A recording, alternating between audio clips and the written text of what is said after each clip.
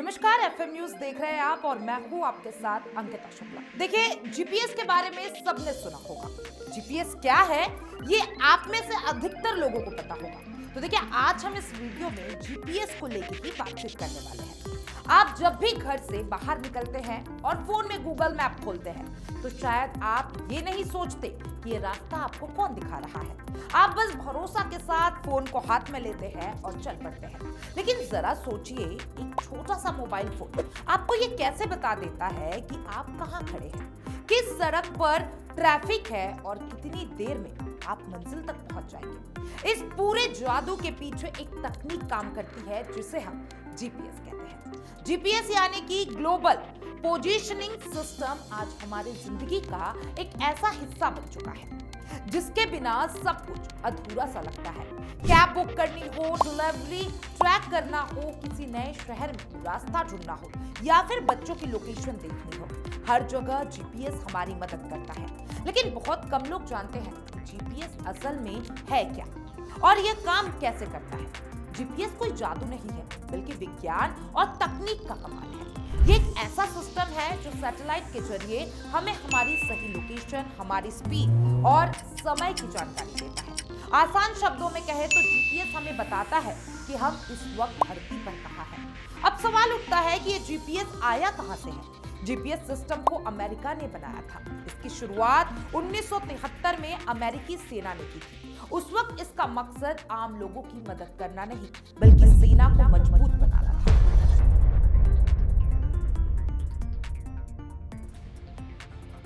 युद्ध के समय सैनिकों को यह जानना था कि वे कहां हैं और दुश्मन कहां हो सकता है। इसी जरूरत ने जीपीएस को जन्म दिया। शुरुआत में जीपीएस सिर्फ सेना के लिए था, लेकिन धीरे धीरे इसे आम लोगों के लिए भी खोल दिया गया। पहला जीपीएस सैटेलाइट 1978 में अंतरिक्ष में भेजा गया और आज स्थिति यह है कि पूरी दुनिया जीपीएस पर निर्भर हो चुकी है। आज जीपीएस सिस्टम में कुल 24 सैटेलाइट अंतरिक्ष में मौजूद है। ये सैटेलाइट धरती से करीब 20,000 किलोमीटर ऊपर घूमते रहते हैं। इन्हें इस तरह से रखा गया है कि धरती के किसी भी कोने में मौजूदा व्यक्ति को हर वक्त कम से कम 4 सैटेलाइट से सिग्नल मिल सके।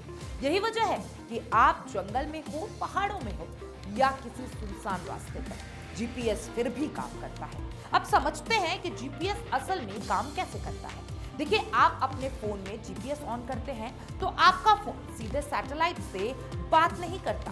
अंतरिक्ष में मौजूद जीपीएस सैटेलाइट लगातार रेडियो सिग्नल भेजते रहते हैं। इन सिग्नल्स में ये जानकारी होती है कि सैटेलाइट कहाँ है और सिग्नल किस समय भेजा गया। आपके मोबाइल में मौजूदा जीपीएस रिसीवर इन सिग्नल्स को पकड़ लेता है। मोबाइल यह हिसाब लगाता है कि सिग्नल को सैटेलाइट से आपके फोन तक पहुंचने में कितना समय लगा।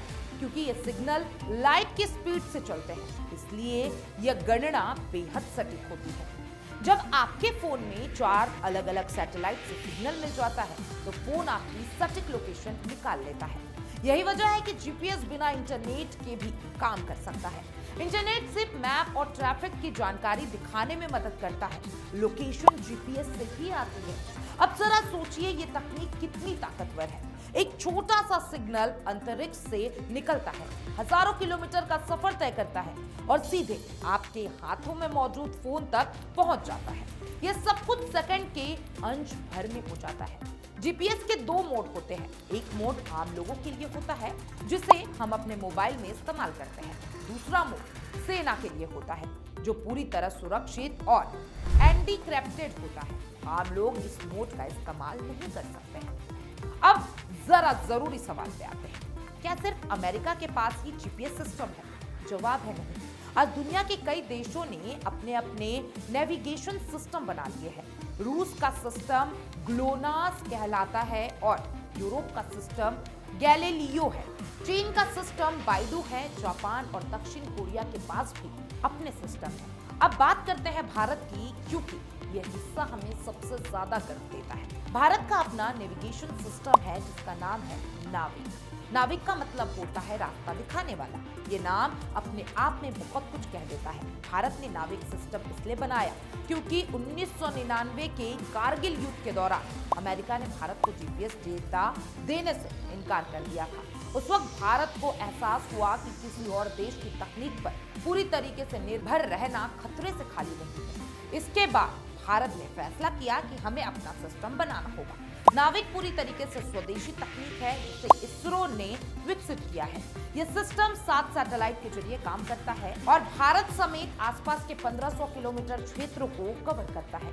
यानी भारत और उसके पड़ोसी देशों में नाविक बहुत सटीक तरीके से काम करता है। नाविक के कंट्रोल सेंटर कर्नाटक के हासन और मध्य प्रदेश के भोपाल में स्थित है।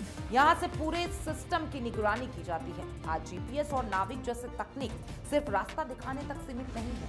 खेती में फसल की निगरानी, जहाजों और विमानों की आवाजाही, आपदा प्रबंधन, बैंकिंग, टेलीकॉम और सेना, हर जगह इनका इस्तेमाल हो रहा है। अगर आज जीपीएस अचानक बंद हो जाए तो शायद दुनिया थम सी जाएगी। ना कैब मिलेगा, ना डिलीवरी पहुंचेगी और ना ही जहाज सही रास्ते पर चल पाएगा। यह सोचकर ही अंदाजा लगाया जा सकता है जीपीएस हमारी जिंदगी में कितना जरूरी बन चुका है।